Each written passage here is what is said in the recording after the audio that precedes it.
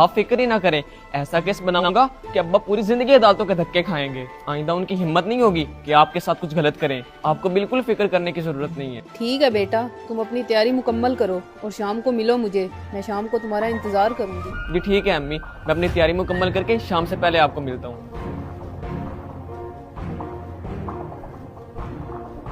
بیٹا میں نے تم سے ایک ضروری بات کرنی ہے۔ جی جی امی بولیں، کیا بات ہے؟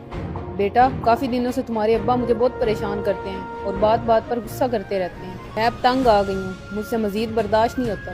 بس اتنی سی بات ہے امی جان، آپ فکر ہی نہ کریں، ایک انجیکشن کی مار ہے ابا حضور۔ کیا مطلب بیٹا؟ میں کچھ سمجھی نہیں۔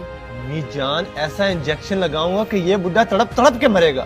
آپ کو تنگ کرنے کی ہمت کیسے ہوئی ان کی؟ یہ میرا شیر بیٹا، اسی لیے تو بلایا تھا میں نے تمہیں۔ امی جان مجھے بس تھوڑا سا وقت دیں، ان کا میں بندوبست کر لیتا ہوں۔ ٹھیک ہے بیٹا، تم اپنی تیاری مکمل کر کے شام سے پہلے ملو مجھے۔ ٹھیک ہے امی جان۔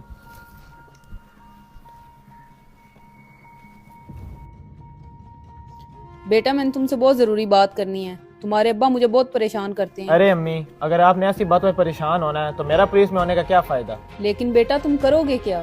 میں اسے کسی بھی جھوٹے کیس میں ایسا اندر کروں گا کہ ساری زندگی باہر نکلنے کے لیے پچھتاتا رہے گا۔ بیٹا کیا تم واقعی میرے لیے ایسا کرو گے؟ جی امی جان، آپ پریشان کیوں ہوتی ہیں؟ آپ کا بیٹا بھی زندہ ہے۔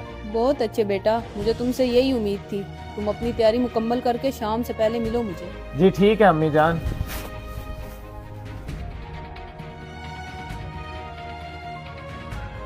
بیٹوں میں نے تم سب کے ذمہ ایک کام لگایا تھا، کیا تم تیار ہو؟ جی امی، میں انجیکشن تیار کر کے لے آیا ہوں، بس آپ حکم کریں۔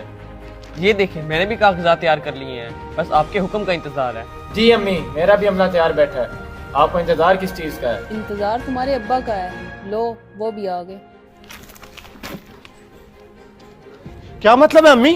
ابا یہاں پہ کیا کر رہے ہیں؟ بیٹا اصل میں یہ تم سب کا امتحان تھا، ہوا کچھ ایسا تھا۔ بیگم، احمد کو عالم بنا کے ہم نے غلطی کر دی۔